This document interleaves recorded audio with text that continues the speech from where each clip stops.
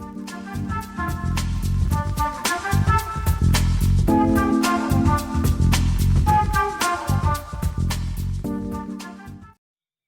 good afternoon, everybody. Good afternoon, John. Hey, Marty. Welcome to Dan Gutierrez, our special guest, our first ever podcast guest. Dan and John and I have been working on this process for over 10 years, perhaps longer. And Dan actually worked with John when John was working in the county jails here in Sacramento County doing the accountability practice. So Dan is a highly skilled facilitator and a powerful student of this work. And he's volunteered to come on here to help all of us learn more about this process, which is an never-ending revelation. So welcome, Dan. Hello, everybody. Hi, John, Marty. Glad to be here. Glad you're here. Anything you want to tell us about you that I didn't capture there in my pithy introduction? I don't know. I find this work extremely helpful. I have a passion for it, and I want to come to a greater understanding of myself. And so I'm going to be willing to volunteer my my time here and put myself in the accountability tree and see what I can learn about myself, and we can go from there. Okay. Very good. Before we do that, maybe we should just take a quick look at that process graphically so that people who are listening for the first time know what we're talking about. And maybe, John, you could just talk a little bit about how this process works, and then we'll go from there.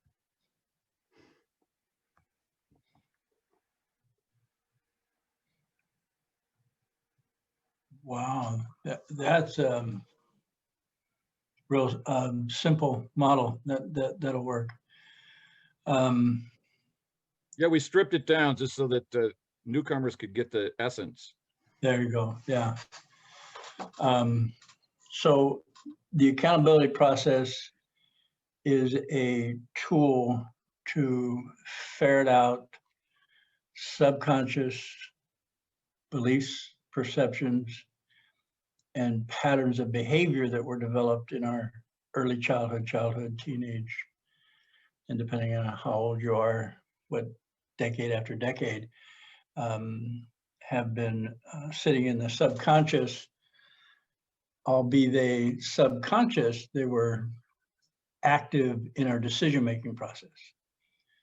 So this accountability, and it's good that it's broken apart there, the ability to account, no blame, no judgment, simply stating the truth of where you find yourself, the action, the behavior that you find yourself in. And let me qualify this with the accountability process is secondary to people identifying what they want that they don't have. The recognition that you are missing something, and you name what that is for each individual, names that for themselves. For me, it was peace of mind. My critical mind was going 24/7, and what I wanted was a moment of quiet. And I spoke that out as peace of mind. So I knew that I didn't have peace of mind. I knew that there was something I was looking for. So then this process becomes purposeful. It's not just saying your behavior because you want to say your behavior. It's identifying behavior, avoidant behavior, addiction. Another way to couch it would be character defects that are manifested in your life, and you found that they've become habitual patterns. You recognize a character defect. For me, one of the character defects was I was mean time after time after time, even though I would wake up in the morning and intend to be a nice guy. sometime during the day, I'd find myself in some behavior that was demeaning or diminishing to the people I said I loved. So what I wanted, identified, I wanted peace of mind. So then I was led to where to find that was internal, inside me, in my subconscious memories, traumas. Gabriel Mate says it like complicated post-traumatic stress. And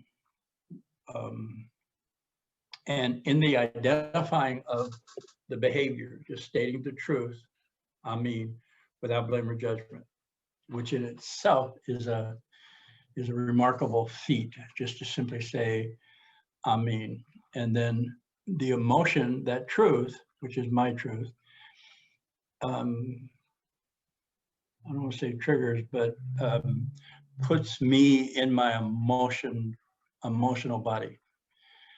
And it's in alignment, that truth, I mean, it's in alignment with the trauma that's stuck in my subconscious.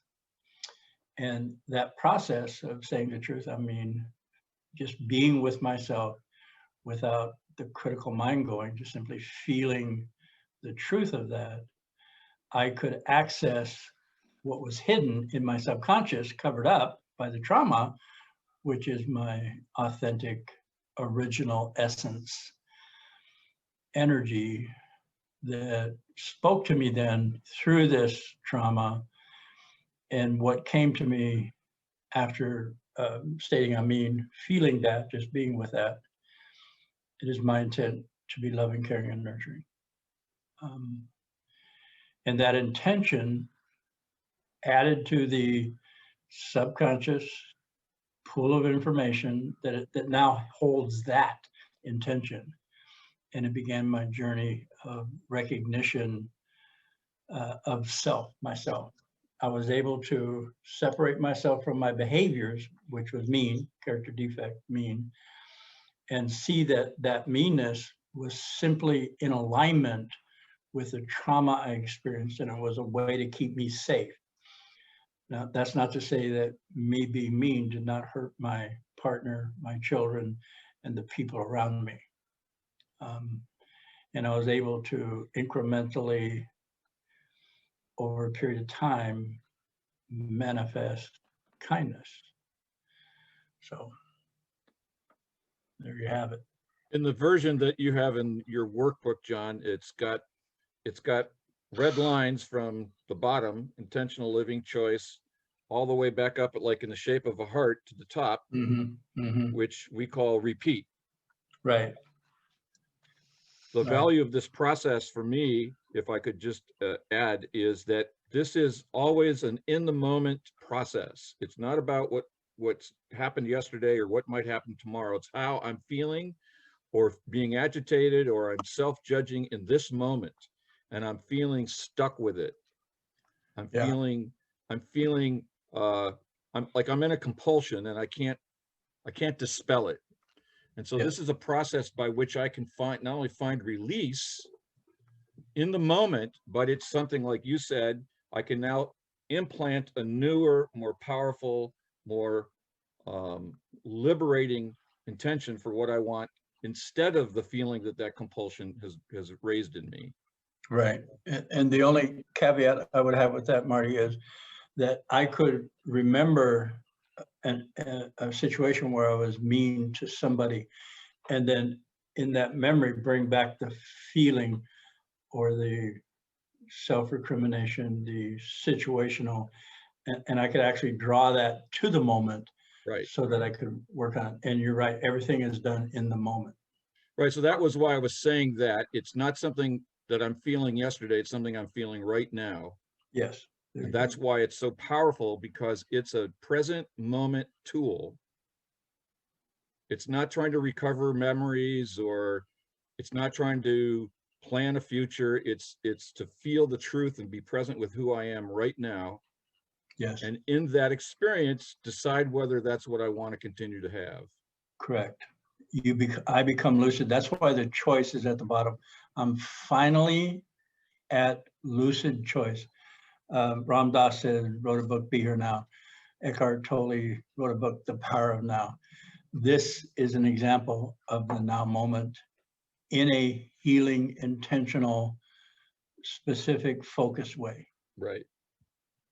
And also the 12 steps say one day at a time, One day at a time, this day, today, this day. today, right now.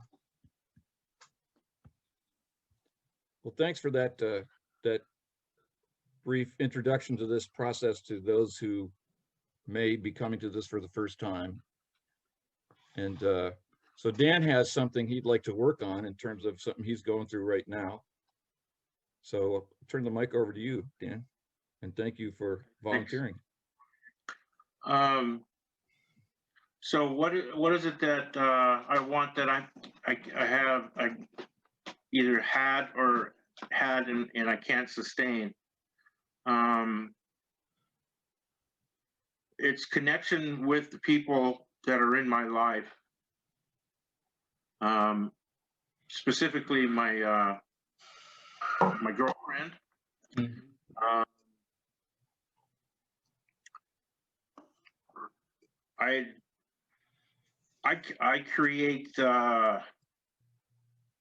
create separation and rejection, and it's painful.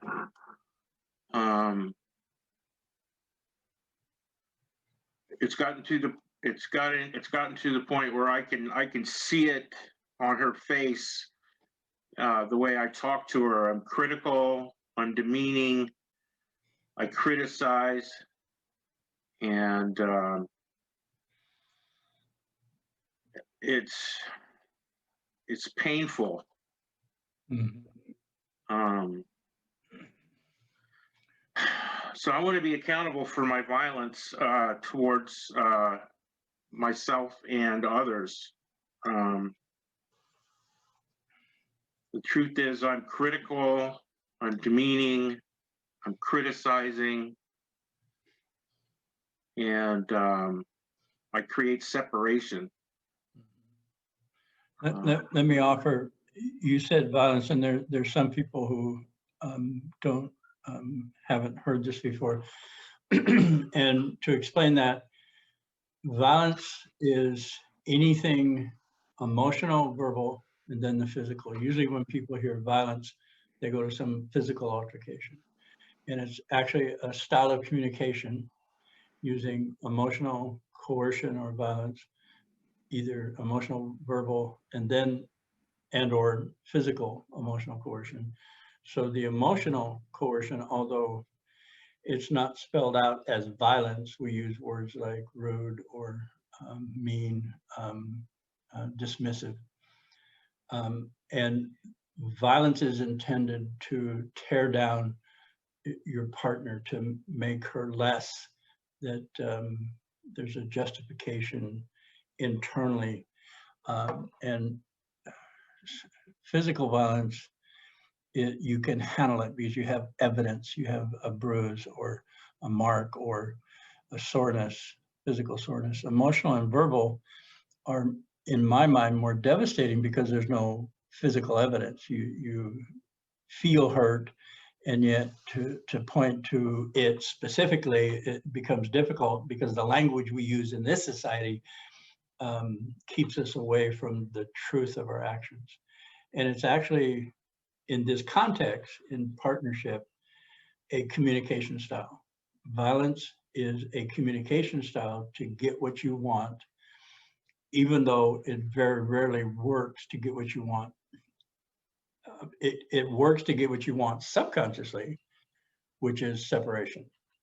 And again, subconsciously, it's not in our conscious mind. So to rationalize and figure out, why do I keep doing this? The rational reason is, well, she is blank, blank, blank, or I am, there's something wrong with me. So in this process, we're naming the behavior. And Daniel said dismissive, I heard dismissive, sarcastic, critical, mean. So if you could find one word Before we that, go there, John, could I just yeah, I just want to point out to, again, to the newcomer is those two words that were on either side of the word accountability, no blame, no judgment. yes, So what we're invited to do here, and Dan is working on doing, is to be able to name the truth without making himself bad, wrong, or doing the exact violence to himself that he's working on transcending. So correct, no blame, no judgment is the critical component of this work. right. Thanks. So if you could describe the character defect, critical, sarcastic, dismissive, what does that say you are? I am,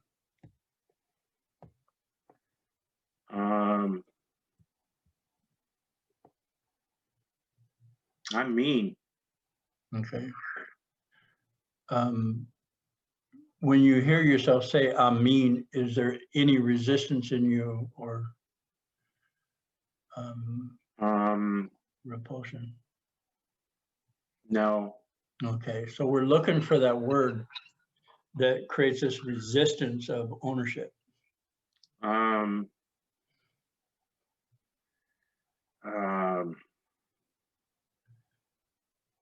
I'm critical.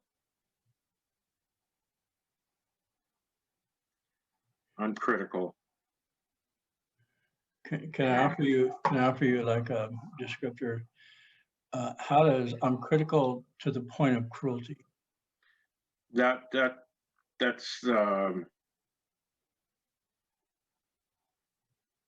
yeah. Yeah, okay, that's what we're looking for. So that's what Yeah. we're looking for. Okay. And again, the no blame, no judgment. The reason we offer that is because as soon as I get into the story about I'm critical to the point of cruelty, there's a blame or judgment or a rationalization. So in saying the words that hurt, that are you don't want to say, this is what you don't want to admit. Nobody wants to admit they're critical to the point of cruelty. That's like, no, don't do that. And then we chastise ourselves, no, don't do that. And we lose the opportunity for the feeling that it's covering up. The behavior is covering up a feeling. So, okay, let's try it now. I'm mean. I'm critical to the point of cruelty. I'm critical to the point of cruelty. And then take a breath. There you go.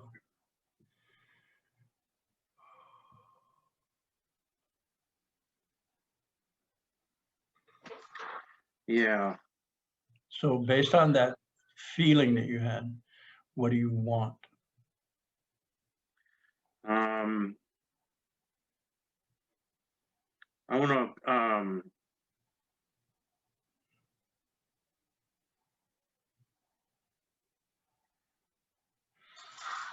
I want to create connection and passion.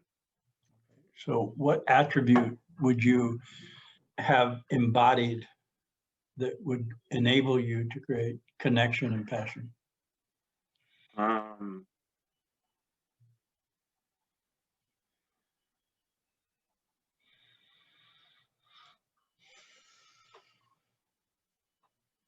Acceptance, and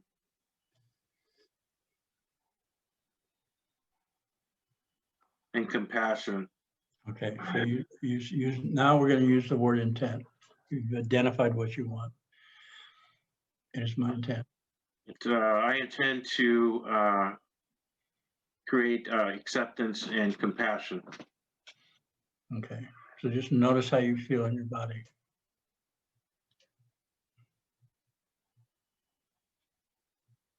Just with that.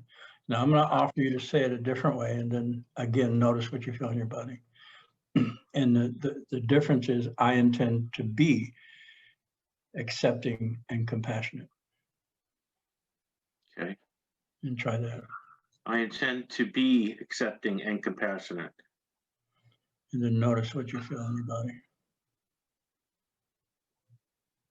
There it is.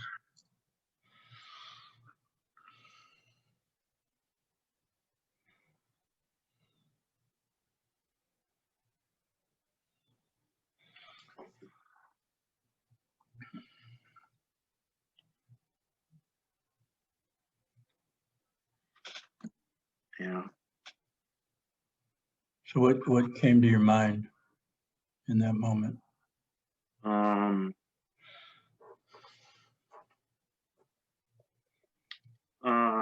Acceptance. Well, just try to describe the feeling tone.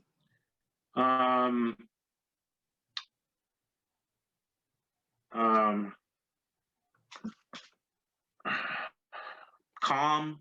There you go. Present. Mm-hmm.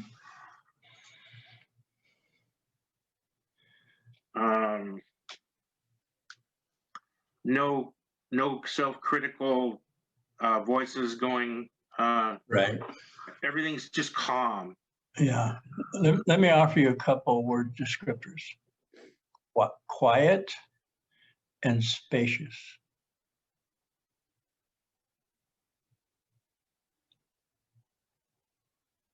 Yeah, it's quiet.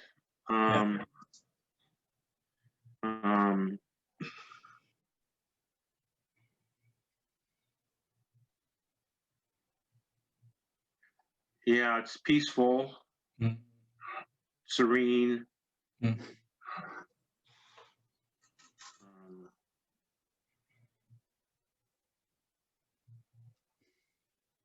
Yeah, there's a sense of spacious, expansiveness. Yes.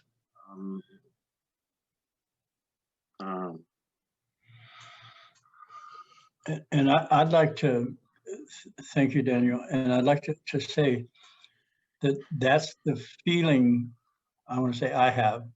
You can, if you had it too, you can validate. As a infant, as a toddler, as a young child, of this adventure, awe, wonder at life, that when I expressed it got demeaned, diminished, criticized in a way that was cruel. Unbeknownst, I'm not saying somebody did that on purpose. I'm not saying you did what you're doing on purpose. I'm not saying the violence I was in was on purpose, malicious, and it was there. And it came from the stuffing of the feeling of aliveness. So I want to offer that when you get close to your partner, this feeling of aliveness comes up, and that has been the trigger to shut down, go away.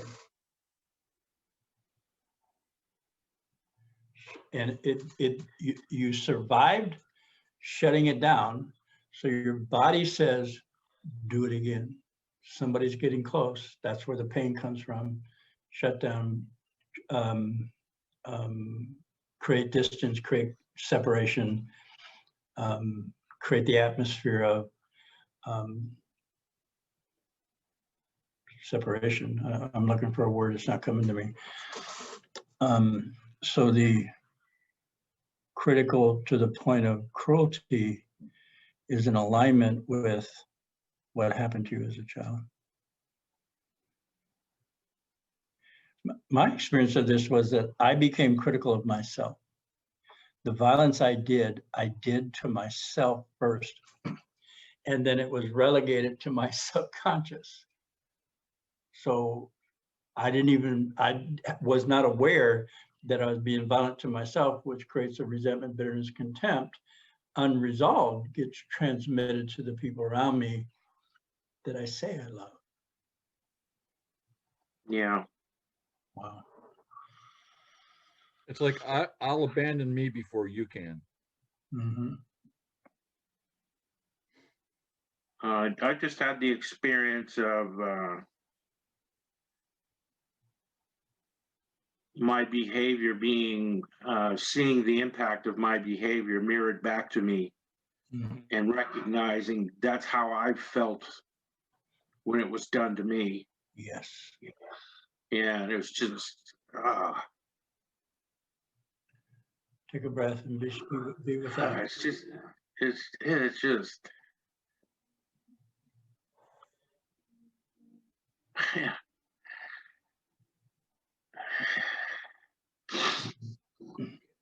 Yeah, and it's just, So Daniel, having experienced the trauma, the original trauma, I want to suggest to you, as it happened to me, I am less likely to transmit that because I finally realized the impact of it. I felt it. absolutely. Yeah. It's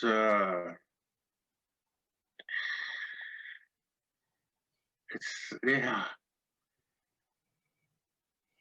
I mean, it's really difficult to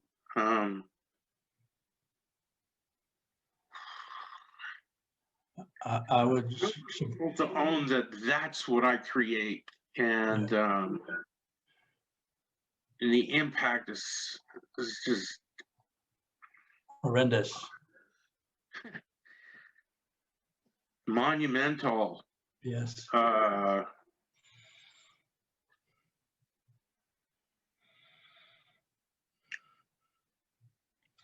It's just real painful to Okay. be. So I'm going to suggest to you, Daniel, that you go back into that pain. Oh, I can. And just No sit problem there with that. and be with it. It's like you're picking up an infant, like you're picking up a toddler, and just hold it. Just hold yourself. Hold it.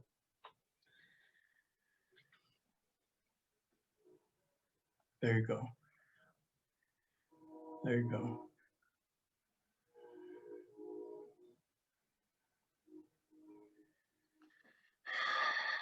So, Daniel, that's the embrace that your girlfriend is waiting for.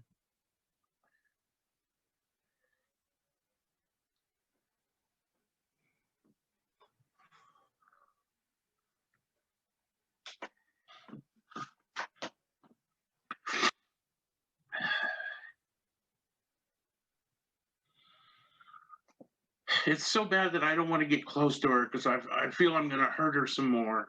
Okay. Guess what? You will. And it's like, you're accountable. You know the process. Yeah.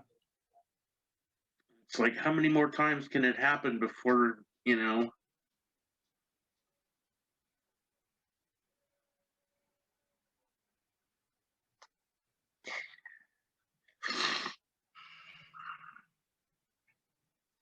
I don't want, yeah. I want to create a loving connection at my heart. There you go. With yourself, that's what you can offer her.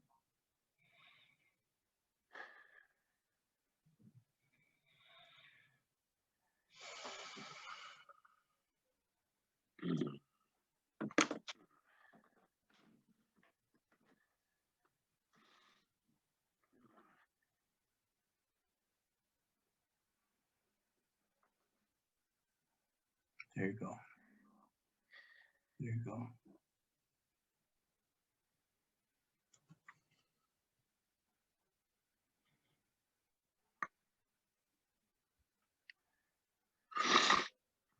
I really do want to be loving. I really do. Well,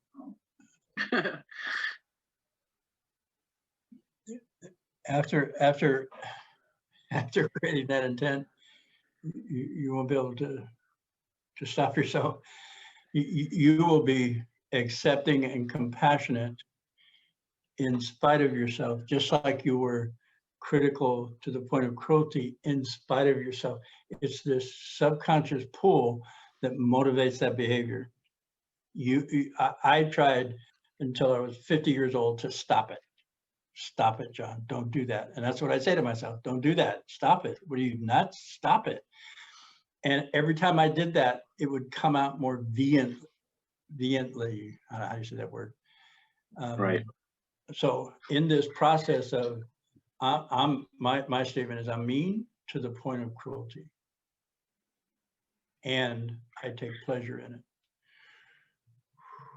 Oh, It is my intent to be a loving, caring, nurturing spouse, father, and participant in my community.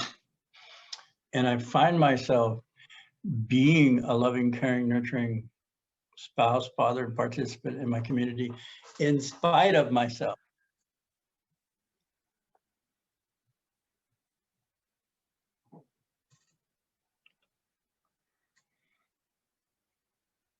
I've experienced that at times. Yes. In some profound ways. Yes. You and I both.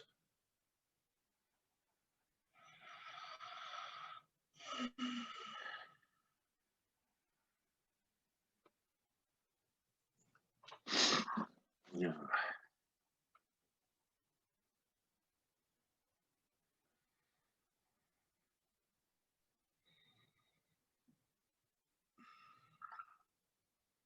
Yeah. I've become my mother. Yeah. Yeah.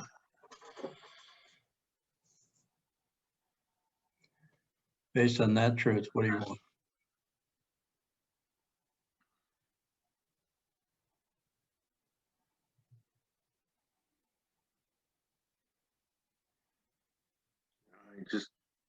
I just want to create acceptance. It is my use the word intent. And I intend to be accepting. there you go.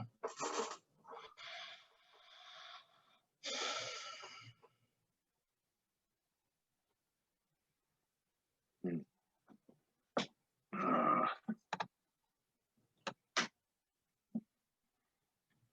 Thank you, Daniel. Thank you. Mhm.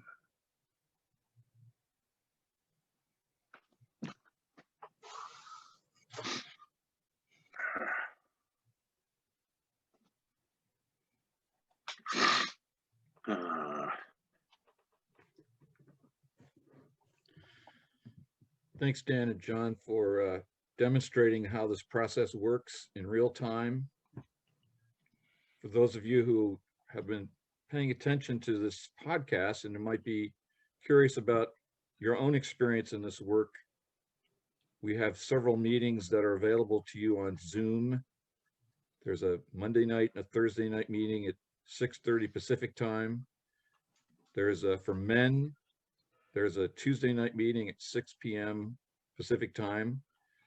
And for general participation, there's another meeting that John facilitates on Saturday mornings at 8:30 Pacific time. So information on how to get in touch with me or John to get the Zoom invitation that will be at the end of this podcast. So watch all the way to the end and just shoot us an email and we'll be happy to send you an invite to come and participate in this.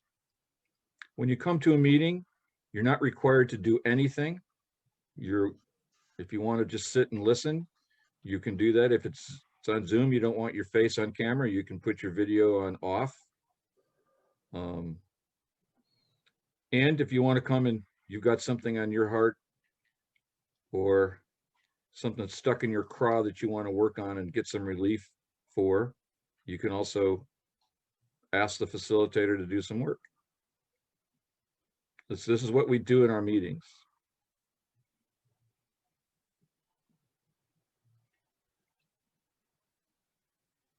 There's also laughter and lightness as well as some tough stuff. Yeah.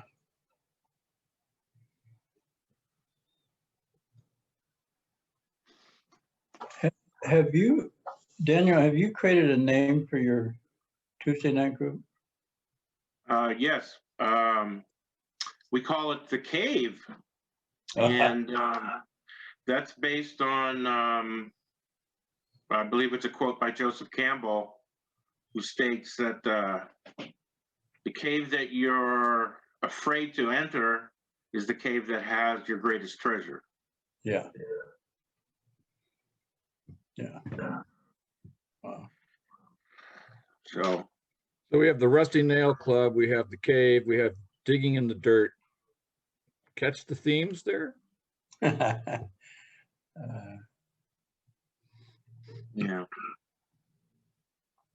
The Rusty Nail is a story about a dog that's sitting on its front porch howling away. And when asked why his dog is howling, the owner says he's sitting on a rusty nail. Well, why doesn't he get off? Well, it doesn't hurt enough yet.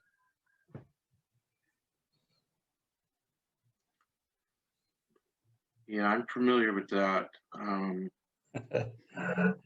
Yeah. Every human being is sitting on a rusty nail. Um,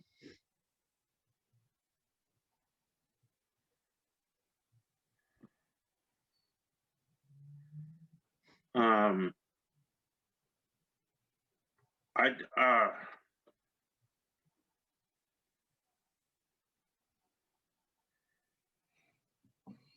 yeah, it's, I'm just, the power of intent and, you know, answering the question, what do you want? All the things that you guys talk about in the podcast. It takes time. Well, it took time for me to create perspective and to see what I truly want. And what we talked about today is what I'm desperate for. Mhm. Say that I'm screaming for it. Every cell in my body wants it.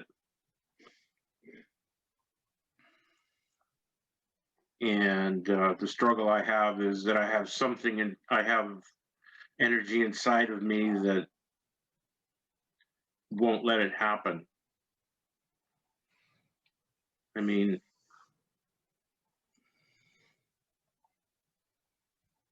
when she looks at me with loving eyes and stuff, I can only take it for so long. And it's scary. I mean, it's like,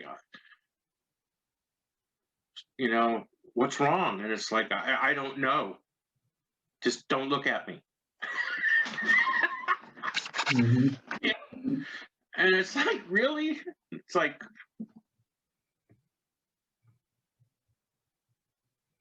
I don't know what to do with it. Well, I want to offer that's true, and you will do something different next time. Based on it is my intent to be accepting and compassionate.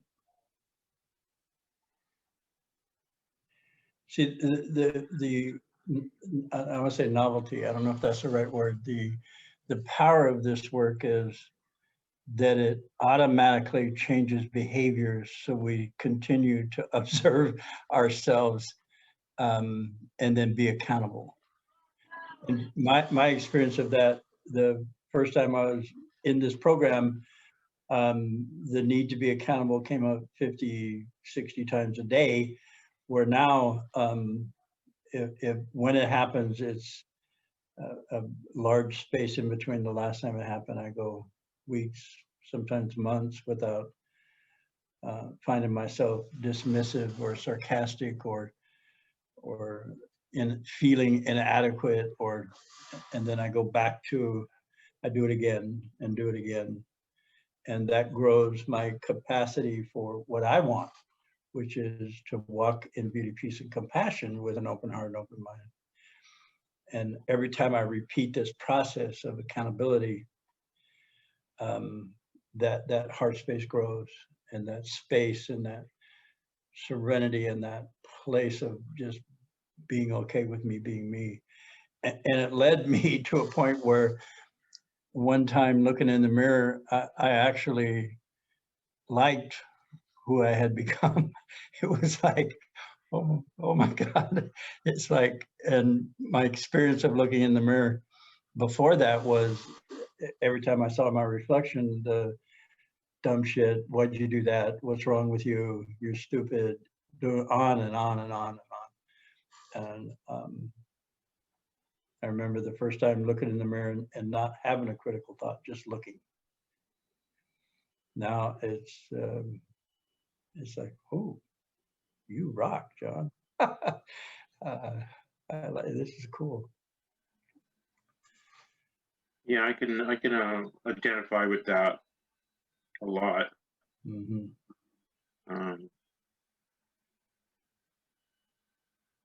I've removed myself from the pedestal of the problem.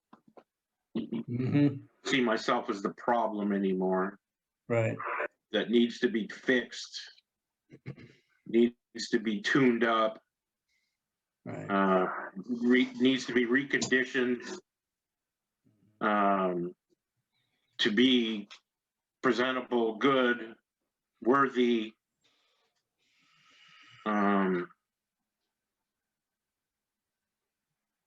And how did that happen? I'm not sure. But I intend to, I intend to create my world of acceptance, compassion, connection, and wisdom. And I've been holding that one for the last 5 or 6 years. And what I'm doing today, what I've done today is a direct result of that, creating the intention.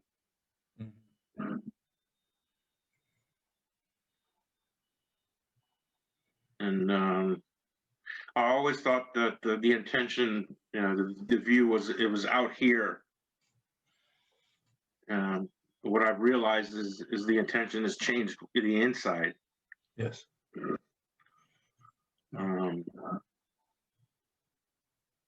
Which in turn changes the outside, or my perception of the outside. Mhm. The world's not out to get me. I don't have to be on guard to defend this image of who I thought I needed to be safe. Yeah. And that's, for me, that's where the calmness comes in, the serenity, the peace and connection comes from. And here again, the reason I bring it up, it all starts with the intent. And the intention comes out of being accountable for my behavior. Yeah. And what I'd like to add here for the people listening is my experience of this is that it separated me from my behavior. As being raised in a dysfunctional family, traumatic childhood, what we're taught is to identify with our behavior. So we become our behavior. And that's where, instead of that was a mistake, it became I'm a mistake. And with that, rolling around in my subconscious belief about myself, which is the power creative center of what I manifest, to manifest anything other than mean to the point of cruelty would have been out of alignment. My behaviors now are still in alignment with that subconscious pull. And I've been able to go into that shadow work, into the pit. In the men's work, we call it going into the pit, and identifying the trauma that led to the behavior. I am not my behaviors. I am a gentle, loving, empowering whole man, and I just did that. Did that work for me, or did it not work for me? And I'm lucid in the moment, coming from that original essence that was hidden under piles and miles of trauma.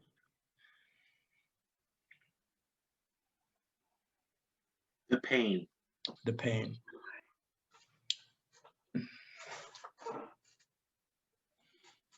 Yeah.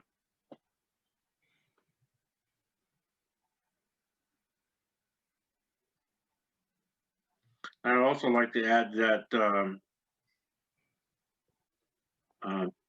it's been my experience that we can't do this work alone. Just like it's not a good idea to be your own, if you're a lawyer, to be your own lawyer. It requires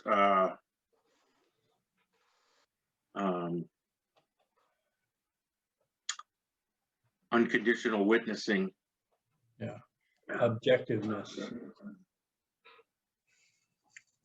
No blame, no judgment, Mhm. validation,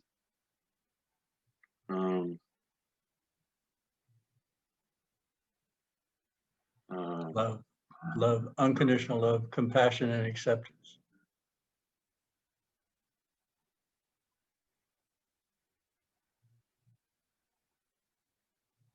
yeah, it's just those words, and I can just, it's just the feeling of being rejected, being criticized.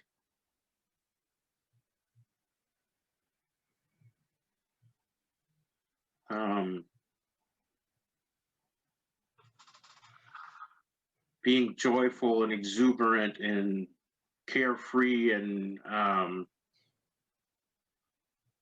childlike.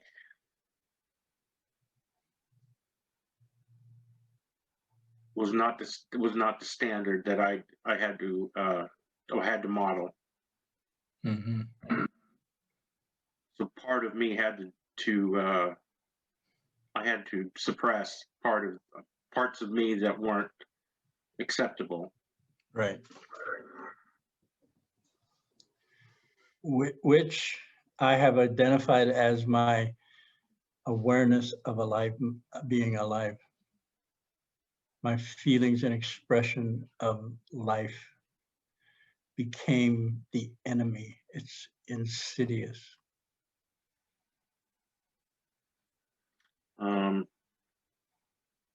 Yeah, watching my girlfriend enjoy dancing to music and watching her enjoy herself creates a reaction inside of me. It's like, no, that's not for me. But there's a part of me inside that wants to do that. Mm-hmm. Yeah. And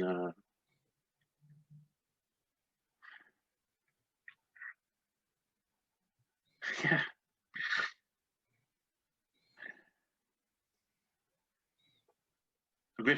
I've been invited to a party, and I was excited to be invited, and then the first thought goes, "Oh my God, there's going to be dancing. Now what are you going to do?"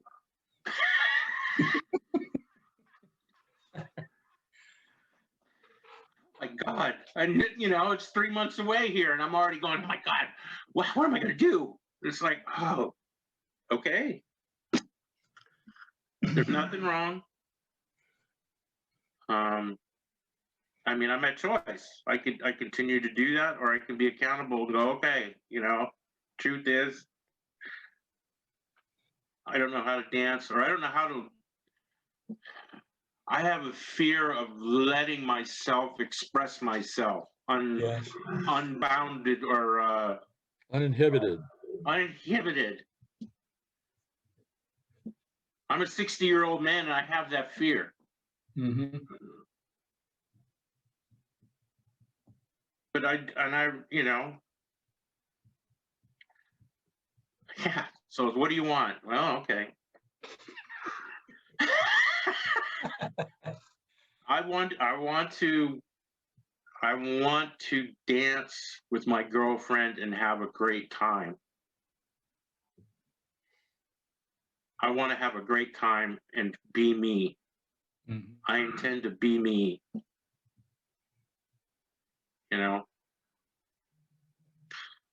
I can't be anybody else anyway. But I mean, Yeah.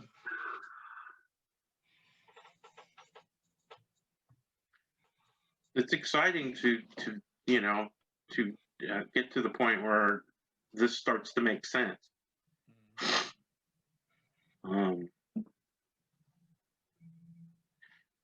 And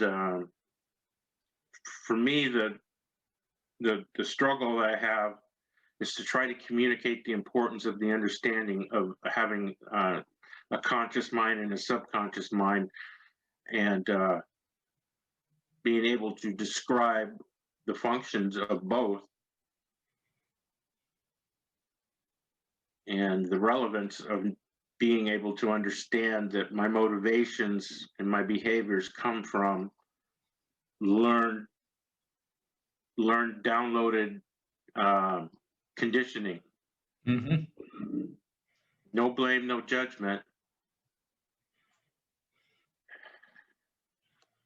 And how do I participate in my life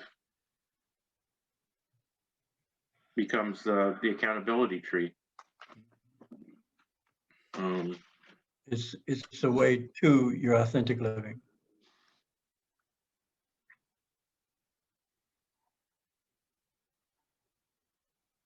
Yeah.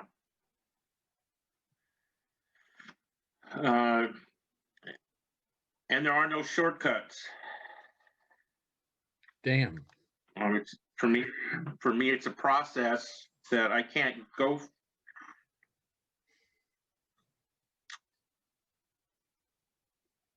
I have to start somewhere. Yeah. And luckily, I can start where I'm at. And I don't have to have a PhD in psychology to understand it. And it's probably better I don't. For me, the willingness is to experience what I thought was going to kill me. The original fear, the original trauma, the emotional expression of that belief.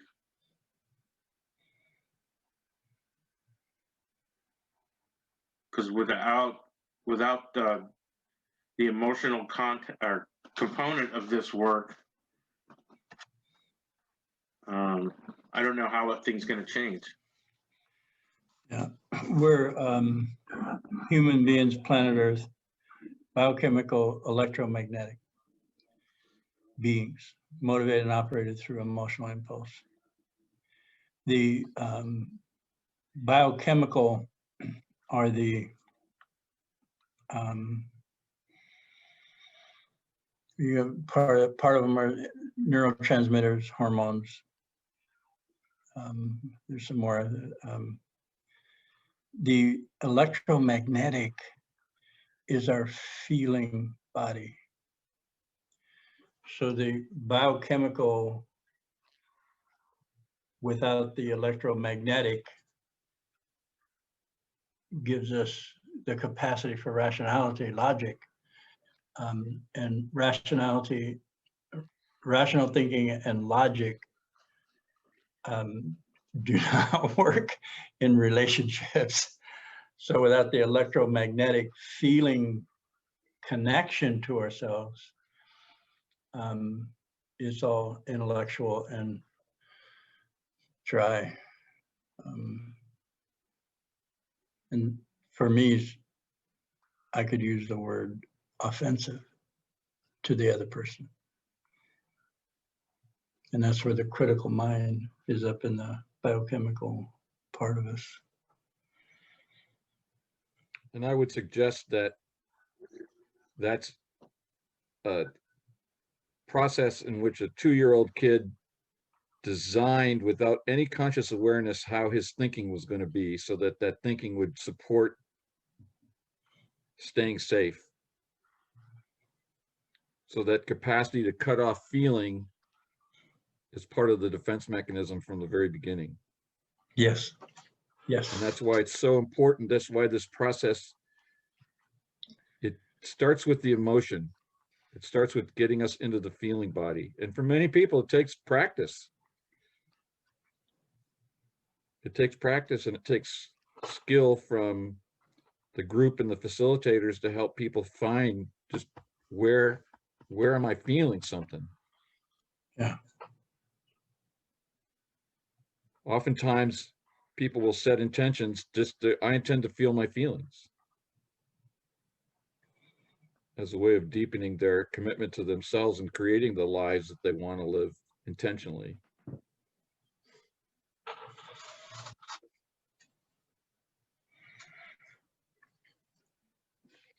Yep. As you guys were talking earlier, I was putting in mind of this line I found from the Sufi poet Rumi, who said, "When I was young, I decided to change the world.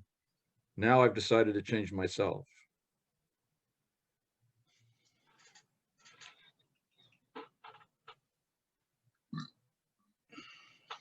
Yeah.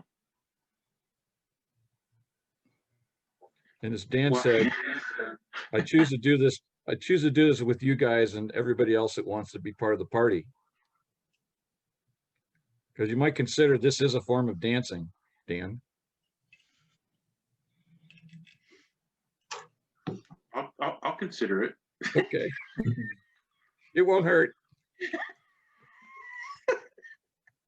It's painless so far. Well, I'd like to go back to that quote from Rumi.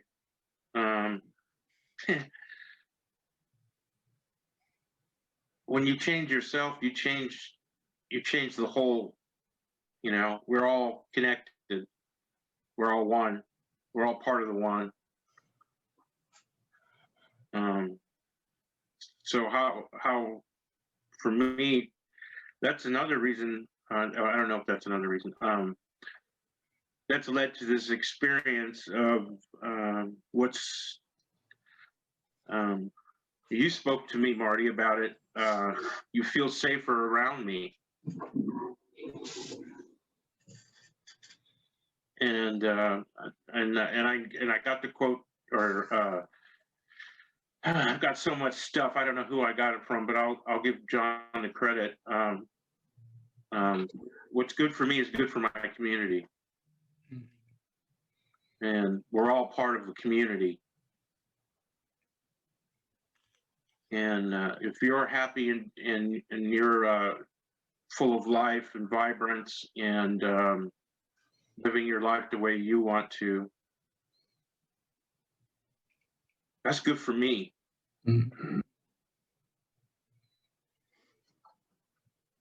I've pointed out many times on this podcast that this adventure that we're on to create the life that we choose to live intentionally, it's just the beginning. There's way more coming past that. And it is in that experiencing ourselves as humanity, not as merely a human being, but in being able to identify all of this trauma. It's the trauma that we all have. Nobody has different trauma. That biochemical, electrical, magnetic process that John refers to is universal. Everyone has it. And once I start to get, this isn't just me, this is all of us, Mhm. then I can begin to see out there the possibility of intentional living for all of us, and withdraw all my projections, which I still have. But how come you're not doing this right? What's wrong with you? What are you thinking? Where did that come from? And just keep doing this work. Keep going deeper.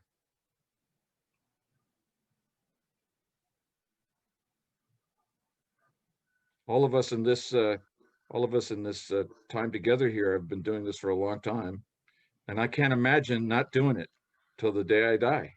Right. Yeah. In fact, I'd like to die in a meeting. That I intend to die in a meeting. You want to get specific about the time, like 35 years from now, 40 years from now? Right. Is that Right. okay? All right. Yeah. As long as I'm lucid. Yeah. Well, our time is about up, as it always happens, much more quickly than we think. So I'd like to thank you, Dan, for being part of this. I hope that you'd be willing to come on again. Sure. Thank you very much for inviting me. And as always, like to let John have the last word, if you got one. You know, that always surprises me. And